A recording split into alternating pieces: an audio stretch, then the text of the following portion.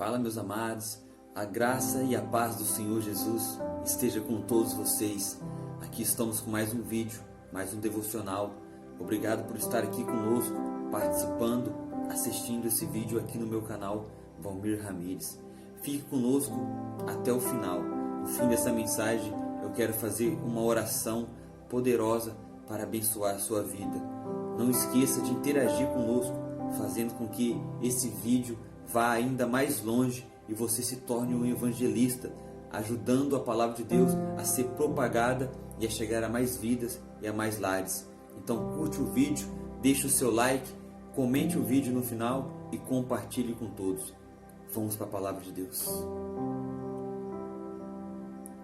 Gênesis, capítulo 39, versículo 21 até o versículo 23.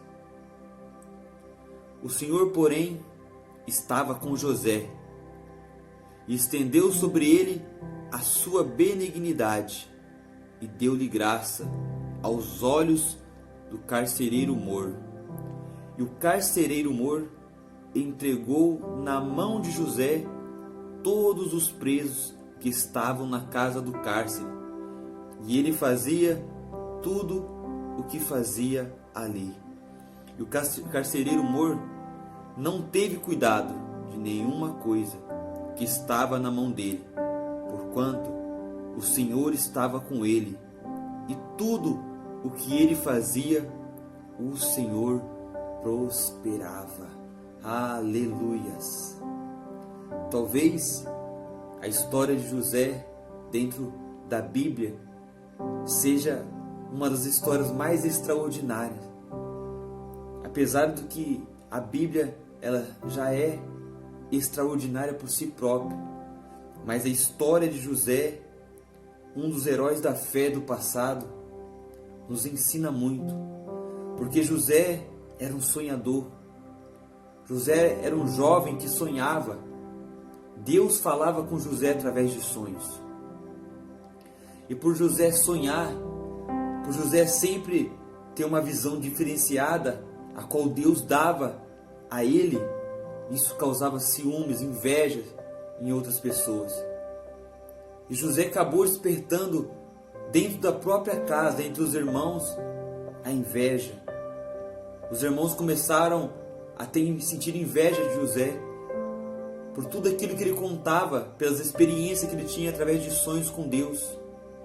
José relatava para os seus irmãos ficavam com ódio, com ira, com inveja, achando que José queria ser o maioral, que José estava querendo demonstrar para eles que ele era melhor do que eles.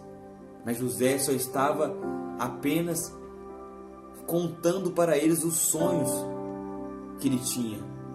José estava apenas relatando aquilo que Deus mostrava para ele, porque José não estava preocupado com aquilo que o irmão ou as outras pessoas tinham, mas sim com que aquilo que Deus tinha dado, estava dando e entregando a ele.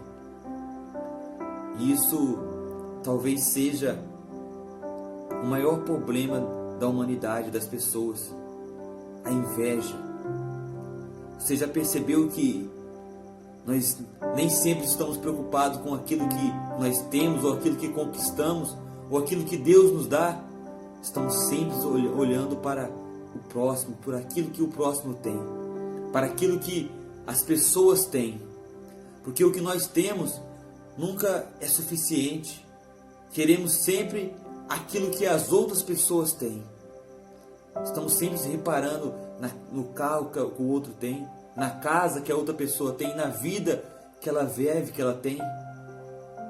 Estamos sempre com sentimento de inveja, e esse sentimento de inveja faz com que viemos paralisar a nossa vida.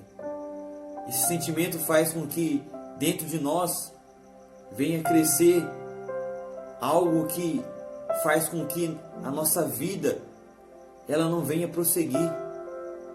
Porque olhar para as pessoas por aquilo que as pessoas têm, por aquilo que as pessoas conquistam, aquilo que ela alcança, nos faz atrasar a nossa vida. Isso faz a nossa vida frear e não conseguimos alcançar os objetivos a qual almejamos. O sentimento da inveja é algo que nos cega, que nos faz sair do foco. Nós estamos sempre preocupados com aquilo que o outro tem, ao invés de preocuparmos com aquilo que nós temos. A gente somos pessoas ingratas.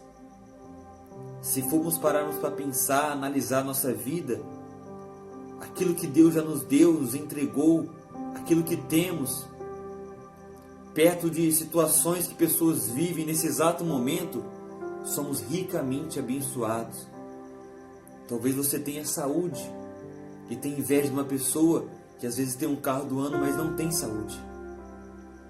Talvez você tenha um emprego e tenha inveja de uma pessoa que conquista dinheiros ilícitos, fazendo coisas que são erradas contra a lei.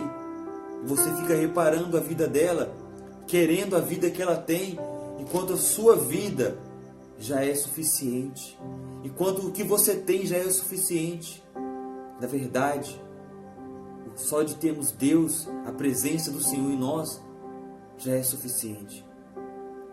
Mas temos esse defeito de ficar olhando para aquilo que o outro tem.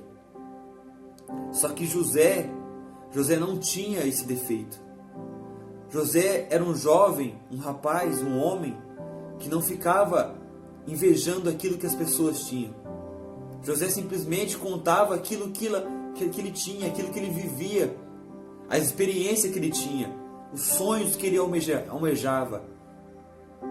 Mas isso fez despertar nos irmãos, os irmãos que era o inverso, ao contrário de José, que invejava aquilo que José contava a eles. Porque eles achavam que José estava contando tudo aquilo, querendo se sobressair, querendo ser o maioral, querendo se engrandecer, querendo ser melhor do que eles. E quando eles viam que José tinha algo diferente, que José tinha um amor diferente do seu pai, da sua família, José era amado por Jacó. Porque Jacó, ele via em José o amor de Deus. Ele via em José o resplandecer da glória de Deus, pela pureza que ele tinha, pela simplicidade de olhar a vida, as coisas, por sempre acreditar que o amanhã seria melhor. José sempre teve essa esperança, José sempre teve essa confiança em Deus. Nada era ruim para ele. Nenhuma situação, momento fazia José, se entristecer, parar, desistir. Pelo contrário, a Bíblia diz que José era sempre abençoado por Deus aonde ele estava. E agora, nesse momento, aqui em Gênesis 39, no capítulo do versículo 21 ao 23, José está sendo injustiçado. Ele está preso por um crime que ele não cometeu. Talvez ele tenha ficado entristecido. Talvez José tenha, ficado desanimado. Talvez José tenha tido um sentimento de injustiça, de ser injustiçado por algo que ele não fez, por ser um ser humano comum, como eu e você. Mas ele sempre estava disposto a enxergar que os sonhos de Deus para a vida dele era maior do que o momento, a fase que ele estava vivendo. Ele está preso. José está dentro de um cárcere. Mas Deus está abençoando José, mesmo ele estando em um lugar aonde ele não merecia estar. Porque José merecia algo melhor, algo maior. Mas esse sentimento de que ele está sendo injustiçado não está dentro dele. Esse sentimento de olhar para a vida daquele que está fazendo errado, está conquistando, não estava em José. Ele não queria saber o que o outro tinha, o que o outro estava passando. Ele queria saber da vida dele, que se Deus estava com ele.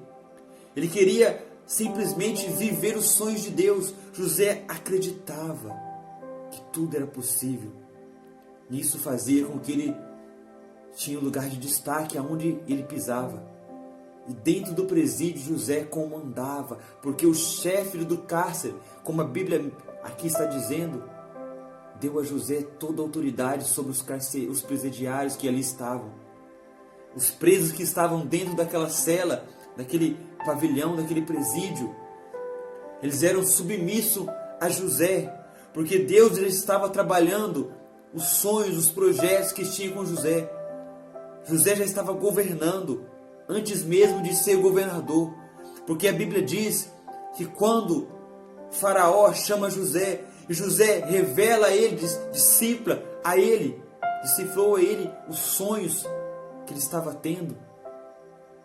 Quando José trouxe até Faraó a solução para o reinado dele, Deus pega José e faz dele governador do Egito.